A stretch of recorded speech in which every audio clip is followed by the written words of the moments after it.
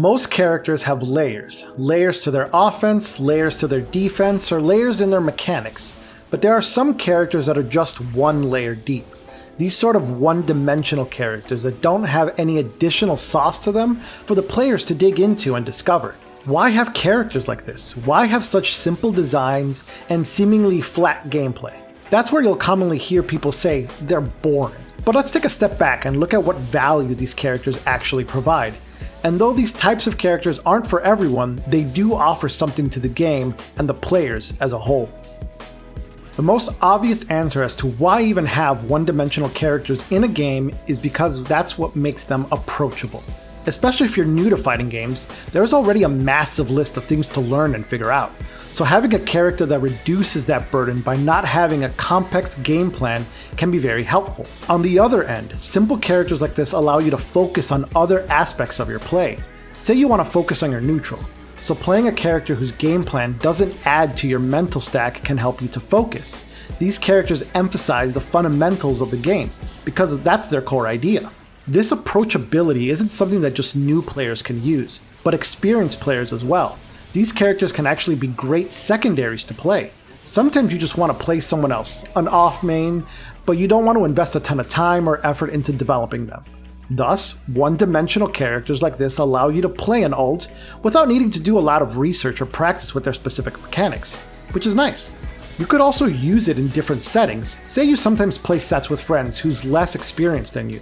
You could play this simpler character and not need to be fumbling with your controls. Or you can play locally and you just want to change it up for a while. That approachability that these characters offer is a great option. And that's the core of what these characters provide, a different option. Though one-dimensional characters will be looked down upon, their value to the roster as a whole, what options they provide to players is great. And just because they're simple doesn't mean they're bad at all. Let me show you. A lot of times people will say that one-dimensional characters are bad and not worth learning because they're boring and can never excel compared to characters that have many more and better options. But answer me this. Do you know this guy? And there it is! Punk gets his retribution, his revenge! He is your Street Fighter 6 EVO champion!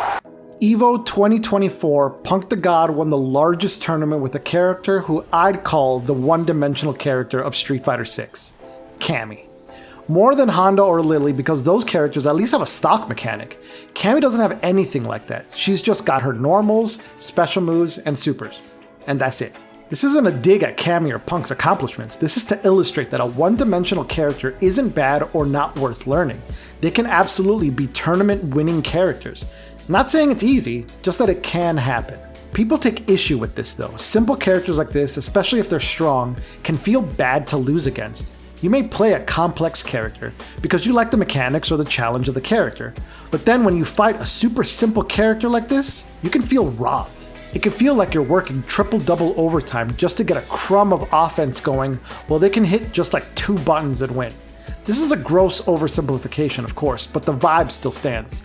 It feels bad to feel like they have to work so little while you have to work harder for the win. But the issue here is actually perception. Sure, they can hit just 2 buttons and win. The problem is, that's all they got. If those 2 buttons don't work, they got nothing else.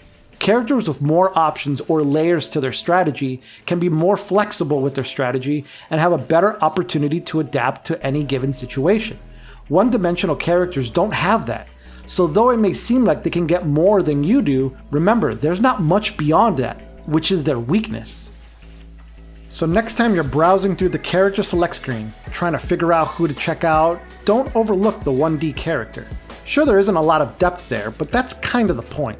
Just have fun regardless. The value and options they give players is good and healthy for a game, which is why I think every game should have one. So pick one up, even if you just play them casually.